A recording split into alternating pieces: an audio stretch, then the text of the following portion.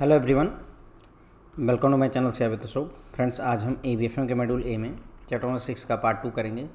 तो फ्रेंड्स, ये चैप्टर है आपका कंट्रोलिंग के बारे में, और इसमें हम कंट्रोल प्रोसेस क्या होती है और कौन कौन से स्टेप्स इन्वॉल्व होते हैं कंट्रोल प्रोसेस में, उसके बारे में बात करेंगे। तो आइए स्टार्ट करते हैं। पिछले लेक्चर में हमने कंट्रोलिंग के बारे में काफ़ी सारी बातें कर ली थी। कंट्रोल प्रोसेस लगभग वही बातें रिपीट होंगी, थोड़ा सीक्वेंस बदलेगा। Okay, the management process of control ensure that every activity within an organization working toward the company's desired outcome। तो जो मैनेजमेंट प्रोसेस होती है, मैनेजमेंट प्रोसेस में जो कंट्रोल पार्ट होता है वो क्या इंश्योर करता है कि जो भी एक्टिविटी हो रही हैं वो इस तरह से काम करे ताकि जो कंपनी का डिजायर्ड रिजल्ट है, जो आउटकम है, वो उसे अचीव हो जाए। The managers of an organisation can evaluate how well their company is doing with the assistance of this process. तो जो मैनेजर होते हैं ऑर्गेनाइजेशन के, वो इवेल्युएट कर सकते हैं किसकी सहायता से, कंट्रोलिंग प्रोसेस की सहायता से ये चीज़ इवेल्युएट कर सकते हैं कि उनकी कंपनी कैसा परफॉर्म कर रही है। Taking into account all this information they are in a position to choose whether to adjust their plan or to carry on with them in their current status. तो जब ये सारी इकट्ठा कर ली जाती है जानकारी, कंट्रोल प्रोसेस के थ्रू जब आप जानकारी इकट्ठा कर लेते हैं तो आप ये डिसाइड कर पाते हैं कि जो प्लान अभी हमारा चल रहा है उसी प्लान को हमें चलाते रहना है या हमें अपने प्लान को कुछ एडजस्ट करने की ज़रूरत है। ओके, तो ये बातें हो गई कंट्रोल प्रोसेस के बारे में। Basic elements and steps in control process की अगर हम बात करें, it is essential to the success of an organisation that the management control function is carried out in an accurate and efficient manner. तो ये जरूरी होता है किसी भी ऑर्गेनाइजेशन की सफलता के लिए कि जो मैनेजमेंट का कंट्रोल फंक्शन है उसको एक्यूरेट और इफिशिएंट मैनर में किया जाए। हमने देखा था लिमिटेशन में कि अगर जो है हम कंट्रोल फंक्शन को रॉन्गली इम्प्लीमेंट कर देंगे तो उससे फ्रॉड होने के और नुकसान होने के चांसेस बढ़ जाते हैं। तो इसलिए ज़रूरी है कि कंट्रोल फंक्शन आप इम्प्लीमेंट करें, बट एक्यूरेटली करें और इफिशिएंट अच्छी तरीके से उसे इम्प्लीमेंट करें। एक बार आपने प्लान को इस्टेब्लिश कर लिया है तो मैनेजमेंट ऑब्लिगेटेड हो जाता है कि वो सीरीज ऑफ स्टेप्स को उठाए जिससे कि आप उस प्लान को अचीव कर सकें, जो भी आपका ऑब्जेक्टिव उसको अचीव करें, उस प्लान को फॉलो करते हुए। ओके, अब बेसिक कंट्रोल प्रोसेस में जो स्टेप्स होते हैं वो किसी भी एप्लीकेशन में इंप्लीमेंट किए जा सकते हैं। कहने मतलब कंट्रोलिंग हर जगह लागू हो सकती है, चाहे प्रोडक्ट की क्वालिटी को बूस्ट करना हो, चाहे वेस्ट को कट करना हो, वेस्टेज को कम करना हो, चाहे कस्टमर बेस को बढ़ाना हो, हर जगह पर आप कंट्रोल प्रोसेस को इंप्लीमेंट कर सकते हैं। Following procedure are included in the fundamental control process. तो प्रोसीजर की बात करें, process of establishing goal and standard, मतलब कहने का क्या क्या स्टेप्स होते हैं। सबसे पहले हम क्या करते हैं, गोल या स्टैंडर्ड को इस्टेब्लिश करते हैं। उसके बाद में फ्रेंड्स हम करते हैं एक्चुअल परफॉर्मेंस को प्री डिटरमाइंड जो गोल या क्राइटेरिया उससे कंपेयर करते हैं। उसके बाद में नेसेसरी करेक्शन वाले जो स्टेप्स होते हैं उनको लेते हैं, और फिर फाइनली हम क्या करते हैं, जो भी करेक्टिव एक्शंस लिया है उसके इफेक्ट को मॉनिटर करना कंटिन्यूसली हम जारी रखते हैं। तो ये होते हैं फ्रेंड जो है कंट्रोल प्रोसेस में सर्टेन स्टेप्स। 4 बार स्टेप हैं यहाँ पर, 4 स्टेप्स आर देयर। ओके, तो सबसे पहले क्या जरूरत होगी कि आप जो है अपना गोल या स्टैंडर्ड इस्टेब्लिश करें।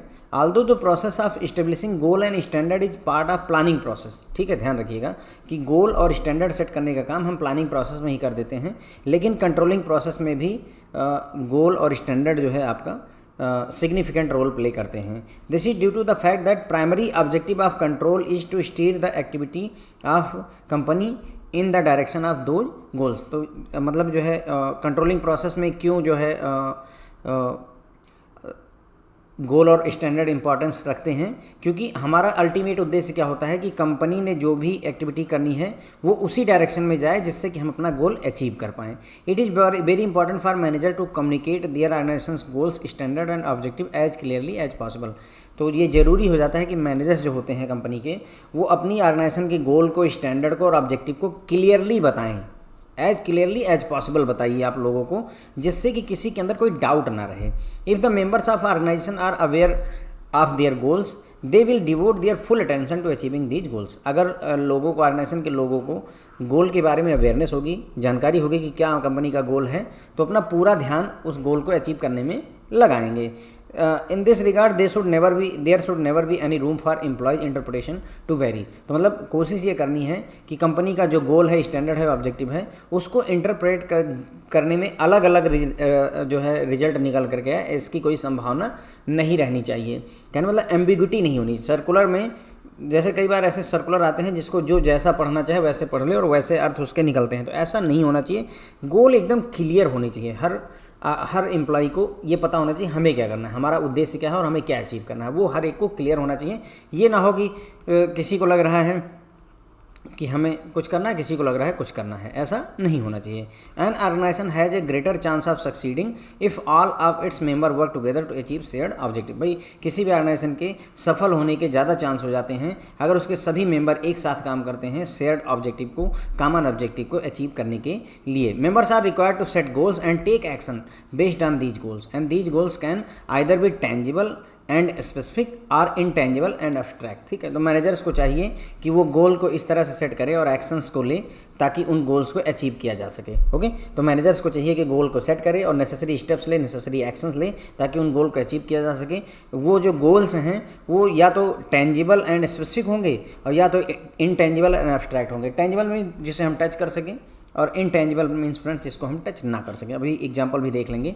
These goals are consider to be tangible which can be easily quantified in terms of number. तो यहाँ पर किसी गोल को हम टेंजिबल तब कहेंगे जब हम उसे नंबर में काउंट कर सकें। ओके, काउंट कर सकें या क्वांटिफाई कर सकें। जैसे एग्जाम्पल के लिए achievements of sales target of 100 crore rupees, यानी कि हमने अगर सेल का टारगेट 100 करोड़ रुपए रखा है तो भाई हमने इसको क्वांटिफाई कर दिया ना, तो इसका मतलब ये हमारा कैसा गोल है, ये हमारा टेंजिबल एंड स्पेसिफिक गोल हो गया। इनटेंजिबल गोल्स ऐसे होते हैं कि हमें कंपनी की कंपनी की वैल्यू बढ़ानी है, कंपनी का रेपुटेशन इम्प्रूव करना है। अब रेपुटेशन को क्या बोल सकते हैं, रेपुटेशन को हम क्वांटिफाई नहीं कर सकते हैं, तो दैट्स वाई उसे हम इनटेंजिबल और अब्स्ट्रैक्ट गोल बोलेंगे। Comparing the actual performance to the predetermined goals and criteria, जो कंपनी का एक्चुअल परफॉर्मेंस होता है उसको प्री डिटरमाइंड क्राइटेरिया से हम जो है कंपेयर करते हैं। लेकिन उसके पहले यहाँ से एक बार फिर से बात कर लेते हैं। तो कंट्रोल प्रोसेस की यहाँ पर हम बात करने जा रहे हैं। देखिए फ्रेंड्स, जो है अभी जून का एग्ज़ाम होने वाला है, जून 2023 का एग्ज़ाम होने वाला है। अभी मिड मई चल रहा है, लगभग मई का मध्य चल रहा है और आपके एग्ज़ाम जो है जून में स्टार्ट हो जाएंगे। तो इस बार जो है हो सकता है आपका सिलेबस पूरी तरह से कवर ना हो। जो मेरी स्थिति है उसमें मैंने अभी तक ABM कवर कर दिया है, BFM कवर कर दिया है, ठीक है। उसके बाद में रूरल बैंकिंग में 7 चैप्टर की वीडियो आ चुके हैं प्लस 2 चैप्टर की PDF बना दी है।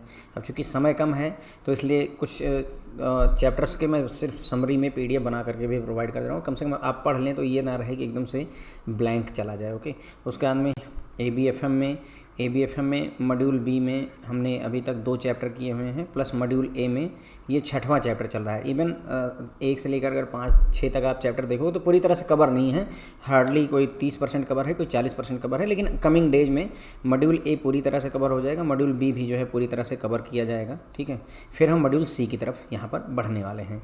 BRBL जो है फ्रेंड्स मैं कवर नहीं कर पा रहा हूँ, इसलिए मैंने उसकी PDF आपको प्रोवाइड कर रखी है। अगर आप चाहें तो उस PDF को देख सकते हैं। एटलीस्ट ये है ना, जैसे जिन लोगों को बुक, जैसे कुछ लोग बुक नहीं खरीदे हैं और नहीं खरीदना चाहते हैं, तो मेरी ये पूरी कोशिश रहेगी कि हम आपको जो चैप्टर अगर मैं वीडियो में कवर कर पाऊँगा देन ओके, वीडियो आ जाएंगे। अगर वीडियो नहीं आता है तो या तो उसकी समरी PDF अगर बना पाऊँगा तो समरी PDF क्या होगी कि उसको पूरा मतलब जो है पूरा कंटेंट पढ़ा जाता है, फिर उसके बाद उसमें जो चीज़ें इंपॉर्टेंट रहती हैं उनको केवल रखा जाए। या तो वो एग्ज़ाम में इंपॉर्टेंट है, पूछी जाएंगी, और या तो फिर ऐसी चीज़ें हैं जिनके बगैर सेंटेंस हमारा पूरा नहीं होता है। इस वजह से वो हो सकता है इंपॉर्टेंट ना हो, लेकिन उनको रखना पड़ेगा क्योंकि तभी सेंटेंस आपको भाव बनाएगा। हर चीज़ मैं टू द पॉइंट कर दूंगा, सिर्फ पॉइंट लिख दूंगा तो फिर वो तो रटने जैसा हो जाएगा। ओके, तो या तो समरी PDF आएगी या तो फिर फुल PDF पूरी एज इट इज़ जैसा बुक में है वैसा पूरी PDF प्रोवाइड कर दूंगा। तो एग्जाम से पहले ये सब कर दूंगा। हाँ, ये मैं ये क्यों बता रहा हूँ, ताकि एक तो ये है ना कि थोड़ा मोटिवेशन का लेवल जो है आप लोगों का कम है। बहुत सारी कंप्लेंट आप लोग कर रहे हैं कि सर आपने हमारे साथ धोखा किया। विश्वास मानिए, धोखा होगा कुछ नहीं हुआ है। देखिए मैं आपको बताऊं, जब मैंने पहली बार फ्रेंड्स जो है जब मैंने पढ़ाया था, पहली बार जो है जब चैनल बनाया है मार्च 2020 में यूट्यूब पर, और उसमें मैंने फ्रेंड्स जो है सिर्फ 2 मॉड्यूल पढ़ाया था ABM का। मेरा विश्वास मानिए कि जो है मतलब इस 2 मॉड्यूल को पढ़ाने की वजह से लोगों ने 70 मार्क्स और 75 मार्क्स तक स्कोर किए थे उस दौरान में। मैं ये क्यों बता रहा हूँ, क्योंकि ये आपको मोटिवेट करने के लिए है। मैं क्यों कहना चाह रहा हूँ, अगर ABFM की मैं बात करूँ फ्रेंड्स, ठीक है, ABFM की अगर मैं बात करूँ, आप ना मेरा विश्वास मान करके A और B मॉड्यूल पढ़ करके अच्छे से जाइए। अगर मैं A और B कवर करूँगा, वैसे मैं C भी कवर करने की पूरी कोशिश में हूँ और करूँगा भी, ना होगा तो 70% कवर कर दूँगा। तो अगर आप इसको पूरा पढ़ के जाइए, अच्छे से पढ़ करके जाइए, लेकिन मतलब फिर चीज़ें छूटे ना उसमें, जो कुछ भी मैंने पढ़ा है। और उसके बाद में अगर आप 50+ ना स्कोर करिएगा तो जो आप कहिएगा वो मैं उस सज़ा के लिए तैयार हूँ। मेरा विश्वास मानिए, हो जाता है, ये कोई बहुत ज़्यादा डिफ़िकल्ट नहीं है। देखिए एक पढ़ाई में एक कहावत है ना, जैसे फ्रेंड देखिए 30 चैप्टर हैं, ठीक है, सारे के सारे 30 चैप्टर नहीं पढ़ने हैं। क्यों? वैसे तो पढ़ने चाहिए, अगर है टाइम तो सबसे अच्छा तो 30 चैप्टर पढ़ना है। लेकिन मान लो अगर मेरे पास 30 चैप्टर पढ़ने का टाइम नहीं, तो मैं ऐसा करता हूँ, मैं 20 चैप्टर का टारगेट ले करके चलता हूँ। पर इन 20 चैप्टर में मैं अपने आप को पूरी तरह से फुल्ली कॉन्फिडेंस, मतलब कहना 30 चैप्टर पढ़ा और कन्फ्यूजन ले ली, उससे बेहतर है कि 20 चैप्टर पढ़ा और इन 20 चैप्टर में कोई कन्फ्यूजन नहीं छोड़ी। तो ये ज़्यादा स्ट्रांग स्ट्रेटजी है। जैसे IAS के एग्ज़ाम में, UPSC की तैयारी में बोलते हैं कि 10 बुक्स पढ़ने से अच्छा है एक बुक को 10 बार पढ़ना। बड़ा ही रिलेवेंट फार्मूला है, विश्वास कीजिए, है ना। एक किताब को 10 बार पढ़ना ज़्यादा बेहतर है 10 तरह की किताबें पढ़ना, क्योंकि हर एक से कुछ कुछ उठाया वो गोबर हो गया, परेशानी हो गया, समझ में नहीं आ रहा है। तो बेहतर है कि अगर आपको लगता है कि टाइम की स्कैरसिटी है, कमी है, नहीं हैंडल हो पा रहा है, तो 3 मॉड्यूल कोई भी पकड़ लीजिए जो आपको समझ में आते हैं। 3 मॉड्यूल के, मुझे ये 3 मॉड्यूल समझ में आते हैं, ये पढ़ूंगा। उन 3 मॉड्यूल को रगड़ डालिए, 1 बार 2 बार वीडियो देख डालिए। लोग बोलते हैं सर कि इतने बड़े बड़े वीडियो नहीं हो पाता है। मेरा विश्वास मानिए, लोग जो है 2 दिन में पूरे वीडियो कवर करते हैं और उसके बाद वो पास भी होते हैं। अब ये चमत्कार कैसे होता है, वो कितने लकी होते हैं या फिर कितनी मेहनत करते हैं, कितनी इंटेलिजेंट होते हैं। बट सीरियसली मैं बता रहा हूँ, और ये सच भी है फ्रेंड्स, ये सच भी है। क्योंकि देखो क्या है, एग्ज़ाम में माइनस मार्किंग नहीं है। अगर माइनस मार्किंग होती तब फिर ये थोड़ा सा रिस्की गेम हो जाता है। लेकिन जब माइनस मार्किंग नहीं है तो भाई देखो, अगर बोला जाता है कि 100 क्वेश्चन आप अटेंड करते हो, 100 क्वेश्चन में से यदि आप सिर्फ सब में बी भर दो तो भी आपके पूरे चांसेस होते हैं कि 25 नंबर आपके मिल जाते हैं। तो भाई जब 25 नंबर केवल जो है तुक्का लगाने से मिलते हैं, तो हमारी रेस कितने नंबर की रह गई? 25 ही नंबर की तो और रह गई 50 लाने के लिए, अगर 50 लाना है। अगर 50 नहीं लाना है तो सिर्फ 20 क्वेश्चन ही तो और चाहिए। 25 क्वेश्चन तुक्के से सही हो गए और 20 क्वेश्चन हमने सही कर दिए, 45 नंबर मिल गया, है ना। अगर हमने 25 सही कर दिए तो 50 नंबर हो गए। It will help. पेपर बहुत ज़्यादा डिफिकल्ट ना सेट किया जाए IBF की तरफ से, तो विश्वास मानिए कि 50 नंबर लाना कोई डिफ़िकल्टी नहीं होती है। तो थोड़ा मोटिवेटेड रहिए, थोड़ा पॉजिटिविटी अपने अंदर रखिए, है ना। मैं देख रहा हूँ क्योंकि एक तो 5 पेपर हो गए हैं, आवाम में निगेटिविटी बहुत भरी हुई है, आप सबके भी दिमाग में भरी हुई, मुझे पता है। काफ़ी सारे लोग इस स्ट्रेटजी के साथ आ रहे हैं, 3+2 की तरफ जा रहे हैं, मतलब 3 पेपर पहले अटेंड करेंगे, 2 पेपर अगले अटैम्प्ट में अटेंड करेंगे। That is also good, not bad strategy. लेकिन ये है कि मेरे हिसाब से पॉजिटिव रहिए, है ना, होप अच्छे के लिए करिए। और दूसरा ना, CIB के एग्ज़ाम को बहुत ज़्यादा सीरियसली मत लीजिए। मैं आपको बता रहा हूँ कि जिस भी व्यक्ति ने सीरियसली लिया है और लाइन बाय लाइन पढ़ी है, वो पास नहीं हुआ है भाई। मेरा पता नहीं, मेरा अनुभव रहा है कि जिसने भी बहुत सिंसियरली, वो मेरे से जुड़ते हैं, स्टूडेंट्स मेरे से जुड़ते हैं, मेरे से फ़ोन पे बात करते हैं, लगभग बहुत सारी क्वेरी होती है, मतलब ऑलमोस्ट हर जगह वो क्वेश्चंस पूछते हैं, जो आंसर हो पाते हैं कर पाता हूँ, नहीं कर पाता हूँ मैं भी एक स्टूडेंट हूँ, कोई प्रोफेसर तो हूँ नहीं, सीधी सी बात है। मैं इस बात को एक्सेप्ट करने में कोई बुराई नहीं है कि मुझे भी सब कुछ नहीं आता है, सिंपल सी बात है, ठीक है ना। तो नहीं भी बता पाता हूँ, बट सीरियसली जो बाल की खाल निकालते हैं ना, वो जो है UPSC लेवल की तैयारी नहीं है भाई, ये सिर्फ CIB का एग्ज़ाम है। कई सारे लोग तो ऐसे होते हैं जो बोलते हैं कि यार पढ़ा भी नहीं, मुँह धोया और कोशिश की जो है जाकर के 30-35 नंबर ले आए, है ना। CIB में बता रहा हूँ, बिना पढ़े हुए 30-35 नंबर ले करके चले आते हैं, मतलब। और आप भी ला सकते हो, ना पढ़ो, आप कुछ मत पढ़ो, 30-35 नंबर तो आ ही जाएंगे अल्टीमेटली, क्योंकि minus marking is not there, okay. तो 30-35 आ सकते हैं, वैसे ही आ सकते हैं। तो थोड़ा सा पढ़ करके अगर आप 3 मॉड्यूल अच्छे से पढ़ के गए तो ऑब्वियसली आपके नंबर बढ़ जाते हैं। तो पॉजिटिव रहिए, ठीक है। और एक और चीज़ होती है, जब एक पेपर अच्छा जाता है ना, तो दूसरे पेपर के लिए एंथुसियाज्म बढ़ जाती है, उसका फ़ायदा मिलता है, ओके। जैसे अगर आपका ABM BFM निकल गया तो कम वक्त जो है ABFM में आप ना ऐसे हवा में उड़ा दोगे। अगर ABFM निकल गया तो आप उसकी तरफ जाओगे, BRBL की तरफ, और फिर उस समय फोकस करोगे यार कैसे भी एनी हाउ सम हाउ मुझे BRBL निकालना ही है, क्योंकि 3 पेपर तो निकल चुके हैं। फिर आपका उत्साह बहुत ज़्यादा होता है और एग्ज़ाम टाइम में ना दिमाग में ऐसे केमिकल्स बनते हैं जो कि कंसंट्रेशन भी बढ़ाते हैं। इवन मैंने खुद देखा है कि एग्ज़ाम टाइम में ऐसे मैं दिन के 2 वीडियो बना पाता हूँ, तो एग्ज़ाम टाइम में हो सकता है मैं 5 वीडियो बना दूँ, 5 केस स्टडी एक दिन में प्रोड्यूस कर दूँ। ऐसे 2 दिन लग जाते हैं एक केस स्टडी बनाने में। होता है ये, मतलब माइंड है हमारे साथ खेलता है, ओके। तो निगेटिव ना रहिए, पॉजिटिव होप और पॉजिटिव थाट्स के साथ रहिए। हल्के हल्के पढ़िए, जो समझ में आता है पढ़ते जाइए, जो नहीं समझ में आता है कोई बात नहीं है, क्योंकि हमें पीएचडी नहीं करनी है ना, लेकिन हमको जानना सब कुछ है। बस एग्ज़ाम में दूसरों के पढ़ाने और मेरे पढ़ाने बस इतना ही फ़र्क हो जाता है कि जब आप एग्ज़ाम में बैठते हो तो आपको लगभग जो है मेरे ख्याल से अब 90 से 95% क्वेश्चन ऐसे होते हैं जिनके बारे में आप जानते हो। वो बात अलग की है कि आप सही कर पा रहे हो, गलत कर पा रहे हो, लेकिन at least you are aware of the things कि हाँ ऐसी कोई चीज़ होती है ना। जबकि दूसरे केसेस में ऐसा नहीं होता है, वहाँ पता चलता है कि 10-15 क्वेश्चन तो ऐसे आते हैं आप यही बोल देते हो कि सर पता ही नहीं कि कौन से टॉपिक से है। तो ये चीज़ थोड़ा सा दूर हो जाती है, क्योंकि लगभग चीज़ें मैं आपको कवर करके देता हूँ। ओके, तो अगर जो कुछ भी मैंने पढ़ा है फ्रेंड्स उसको आप कोशिश करिए 2 से 3 टाइम्स रिवाइज करने की। Revision is the key to success. जिन लोगों ने रिवीजन किया है वही अच्छा स्कोर किए हैं, जिन्होंने रिवीजन नहीं किया, बहुत ज़्यादा सीरियसली लिया, मैकमिलन की बुक भी रट डाली एकदम पूरी मैकमिलन बुक एकदम निपटा के जाते हैं, उसके बाद में हमारे वीडियोज़ भी देखते हैं, लेकिन उसके बावजूद सक्सेस नहीं हो पाते हैं। तो मैं सभी लोगों को यही कहता हूँ कि बहुत सीरियसली मत लीजिए इस एग्ज़ाम को, ज़्यादा सीरियसली लेंगे परेशानी हो जाएगी। ओके, उतना पढ़िए जितने में काम चल जाए बेहतर तरीके से। ओके, वो आप खुद डिसाइड कर सकते हैं। चलिए, सॉरी आपका समय इसमें मैंने थोड़ा सा लिया है, उसके लिए माफ़ी चाहूँगा। अगेन सॉरी, मोटिवेशन बहुत ज़रूरी हो गया था, मैं देख रहा था जो मैसेज वगैरह उसके हिसाब से, इसलिए थोड़ा सा टाइम आपका लिया है। उम्मीद है कि आपकी नींद खुल गई होगी अगर आप सो रहे थे। ठीक है, तो कंट्रोल प्रोसेस की बात कर रहे हैं। देखिए, थीम बना के रखिए, बहुत ज़्यादा डिफिकल्ट क्वेश्चन नहीं होंगे, है ना। ABFM पर हम MCQ भी करवा रहे हैं अपने टेलीग्राम चैनल पर, वहाँ ज्वाइन कर लीजिए, उसको अटेंड कर लीजिए, है ना। आपको आइडिया भी लगता रहेगा क्या स्थिति चल रही है आपकी। कंट्रोल प्रोसेस की अगर हम बात करें तो मैनेजमेंट की जो कंट्रोल प्रोसेस होती है वो इंश्योर करती है कि हर एक एक्टिविटी जो भी ऑर्गेनाइजेशन में होती है वो ऑर्गेनाइजेशन का जो भी डिजायर्ड आउटकम है, जो भी ऑब्जेक्टिव है, उसको अचीव करने की तरफ की जानी चाहिए। किसी भी ऑर्गेनाइजेशन के जो मैनेजर होते हैं वो इवेल्युएट कर सकते हैं कंट्रोल प्रोसेस की सहायता से कि how well their company is doing, उनकी कंपनी कैसा काम कर रही है। ओके, और अगर कंट्रोलिंग प्रोसेस के दौरान जो भी इंफॉर्मेशन इकट्ठा की जाती है उसकी सहायता से वो ये देख सकते हैं कि जो प्लान उनका है उसको करंट स्टेटस में चलाया जा सकता है, करंट स्टेट में जैसा प्लान चल रहा है वैसा चलने देने की ज़रूरत है या उन्हें अपने प्लान में कुछ एडजस्टमेंट की ज़रूरत है। फिर बात करी हमने basic elements and steps of control management में, तो किसी भी ऑर्गेनाइजेशन की सक्सेस के लिए मैनेजमेंट कंट्रोल फंक्शन को इफेक्टिवली और एक्यूरेटली कैरी आउट किए जाने की ज़रूरत होती है। एक बार आपने कोई प्लान इस्टेब्लिश कर दिया है तो मैनेजमेंट सीरीज ऑफ स्टेप्स उठाती है ताकि उस प्लान को फॉलो करके डिजायर्ड ऑब्जेक्टिव को अचीव किया जा सके।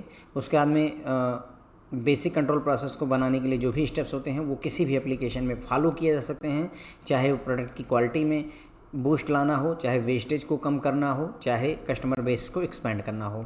और उसके बाद में फंडामेंटल कंट्रोल प्रोसेस में जो प्रोसीजर इन्वॉल्व होते हैं उनमें कौन कौन सा है। पहला है इस्टेब्लिशिंग गोल एंड स्टैंडर्ड, तो गोल और स्टैंडर्ड को सेट करना।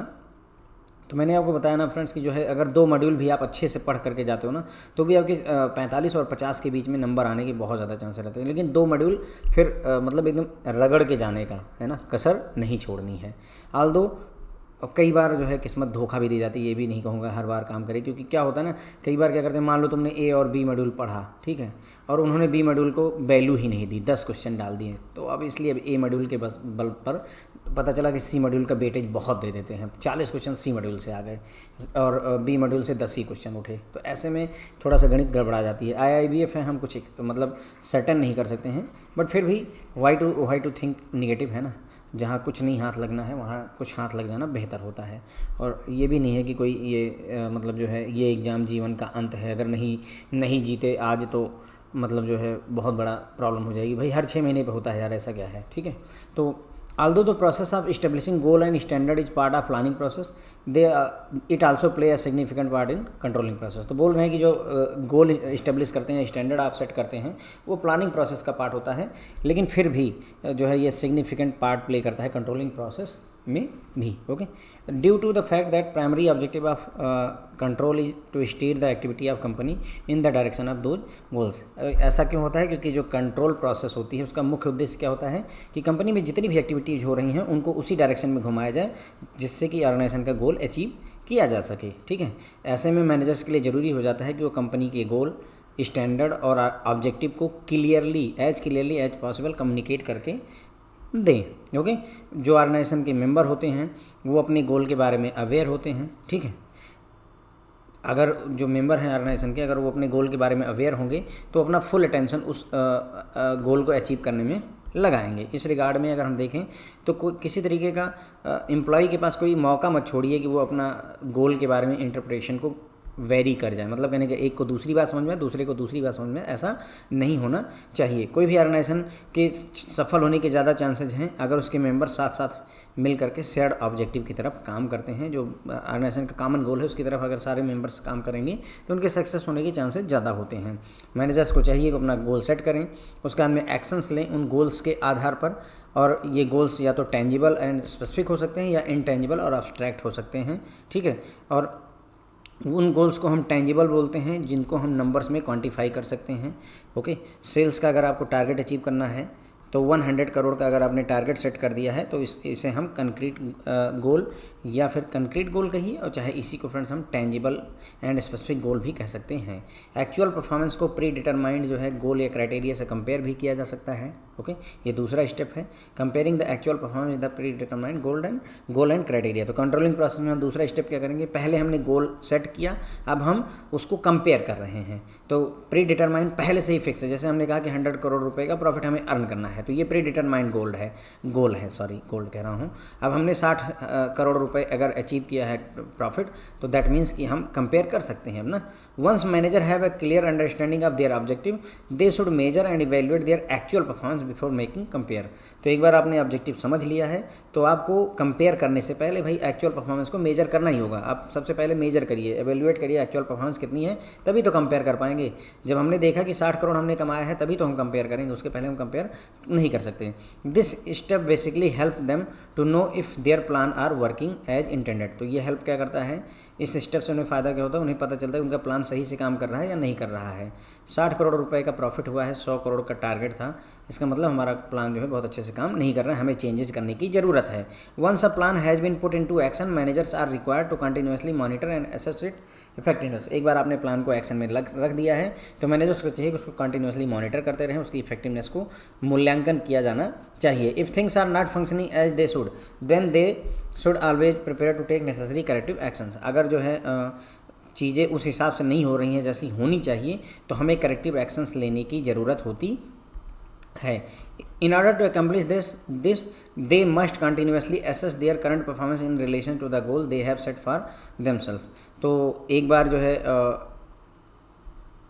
आपने ये सेट कर दिया कि हमें कोई टारगेट अचीव करना है तो हमें कंटिन्यूसली अपनी करंट परफॉर्मेंस को मॉनिटर करने की, एसेस करने की ज़रूरत होती है in relation to the goal जो हमने अपने लिए रखा हुआ है। तो मतलब कहने का कि अगर आप चाहते हो कि आपका गोल आपको अचीव हो, एकम्प्लिश करना चाहते हो, तो उसके लिए चाहिए कि आप करंट परफॉर्मेंस को मेजर करें, एसेस करें और फिर देखें कि जो हमने अपने लिए गोल सेट किया हुआ है उसके हिसाब से सही चल रहा है काम या नहीं चल रहा है। First manager need to measure actual performance before they can compare it with the past performance. तो पहले चाहिए कि हम एक्चुअल परफॉर्मेंस को मेजर करें, उसके बाद में हम उसे पास्ट परफॉर्मेंस से या हमारे जो पैरामीटर सेट किए थे उससे हम कंपेयर कर सकते हैं। They can do this by measuring result in monetary context, seeking feedback from customer and so on. तो ये काम हम कैसे कर सकते हैं, या तो मनी के टर्म में हम उसको मेजर कर लें रिजल्ट को, या कस्टमर से फीडबैक वगैरह ले करके भी हम मेजर कर सकते हैं कि हमारी एक्चुअल परफॉर्मेंस कैसी है पास्ट परफॉर्मेंस के मुकाबले। They can hire financial expert, अगर आप चाहो तो फाइनेंशियल एक्सपर्ट को भी आप हायर कर सकते हो।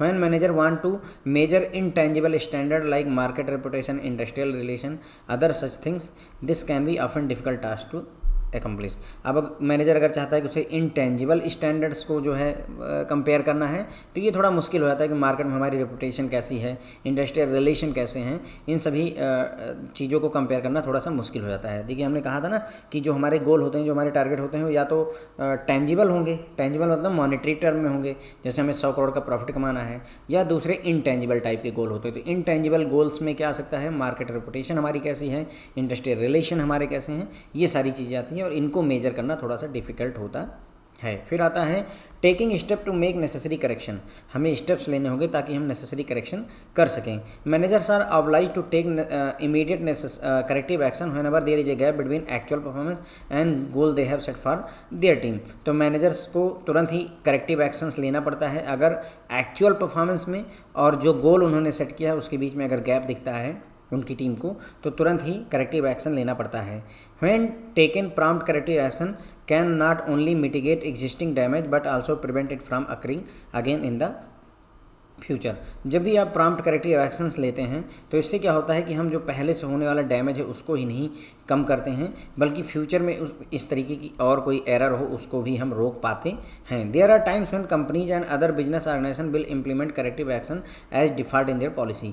मतलब जब आप अपनी गलतियों से बहुत बार सीख चुके होते हैं तो आप क्या करते हैं कि प्रॉम्प्ट वो जो करेक्टिव एक्शंस हैं उनको अपनी पॉलिसी में ही हिस्सा बना लेते हैं। देयर आर टाइम्स मतलब कंपनियां, बिजनेस ऑर्गेनाइजेशन या कंपनियां जो होती हैं करेक्टिव एक्शंस को अपनी पॉलिसी में ही शामिल कर लेती हैं। However this can be challenging task to accomplish when dealing with more serious issue involved issue. मतलब ये चैलेंजिंग टास्क होगा कि हम पहले से ही करेक्टिव एक्शन ले लें, क्योंकि कई बार हमारे पास कई सीरियस इश्यूज होते हैं। When this happen managers are responsible for figuring out how severe the issue is and coming up with the plan to quantify it.